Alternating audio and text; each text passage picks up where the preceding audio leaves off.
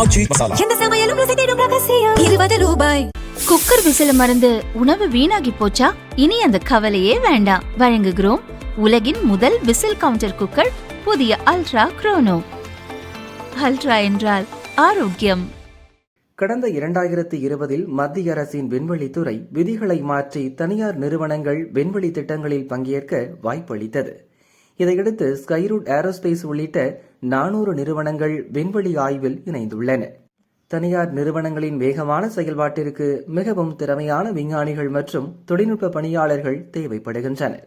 இதுபோன்ற நிறுவனங்களில் பணியில் சேரும் விஞ்ஞானிகள், தொழில்நுட்ப பணியாளர்களுக்கு உடனடியாக மிகப்பெரிய திட்டங்களுக்கு தலைமை ஏற்கும் பொறுப்பு, பல மடங்கு ஊதியம் உள்ளிட்ட சலுகைகள் வழங்கப்படுகின்றன. இதனால் தன்னிச்சையாக சாதிக்க துடிக்கும் இளம் விஞ்ஞானிகள் இந்திய விண்வெளி ஆய்வு மையமான இஸ்ரோவிலிருந்து அதிக அளவில் வெளியேறி வருகின்றனர். கடந்த ஒரு மாதத்தில் மட்டும் 100க்கும் அதிகமான முதல்நிலை விஞ்ஞானிகள் இஸ்ரோவிலிருந்து வெளியேறியுள்ளனர். சமீப காலத்தில் இஸ்ரோவில் மொத்த பணியாளர்களில் 25% பேர் விலகியுள்ளதாக தகவல் வெளியாகியுள்ளது.